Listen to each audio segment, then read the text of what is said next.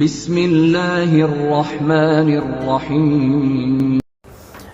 బిస్మిల్లాహిర్రహ్మానిర్రహీం. మిత్రులారా, సోదరులారా, సోదరిమణులారా, ఖురాన్ ప్రవచనం కార్యక్రమానికి అందరికీ కూడా స్వాగతము.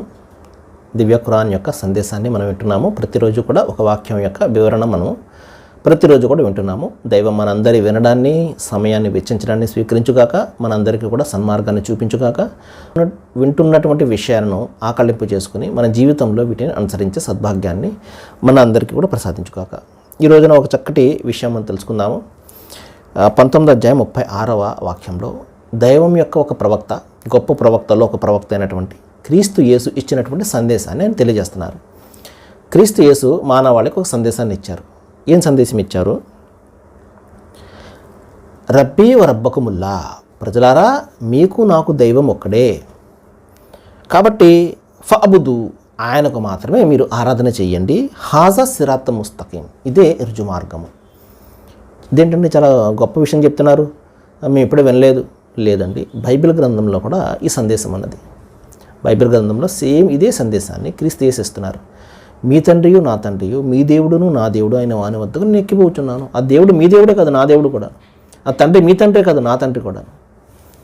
కాబట్టి సోదర మహాశయులారా, గ్రంథాన్ని పరిశీలన చేసి చదివినట్లయితే సత్యం తెలుస్తుంది. ఆ సత్యంతో ప్రజలందరినీ ఏకం చేస్తాం. మనం అందరం కూడా ఒక్కటే.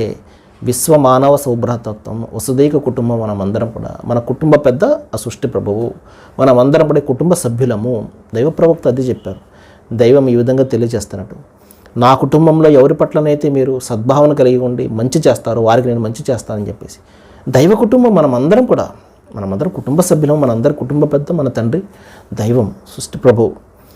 కాబట్టి ఏ ప్రవక్త వచ్చినా ఇదే సందేశాన్ని ఇచ్చారు. క్రీస్తు యేసు కూడా ఇదే సందేశం ఇచ్చారు. సోదర మహాశయులారా, సోదరిమణులారా, కాబట్టి నిజమైనటువంటి క్రీస్తును అనుసరించేవాడు చేసే పని ఏంటంటే క్రీస్తు సందేశాన్ని అనుసరించాలి. క్రీస్తును ఆరాధించడం కాదు, క్రీస్తు ఇచ్చినటువంటి సందేశాన్ని అనుసరించాలి. ఆయన మాటను అనుసరించాలి. నా మాట విని నన్ను పంపిన వాని యందు విశ్వాసం ఉంచేవాడు నిత్య జీవము గలవాడు అన్నారు ఆయన.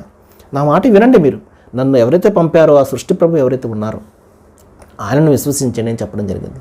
అదే సందేశాన్ని ఇక్కడ దైవం తెలియజేస్తున్నాడు.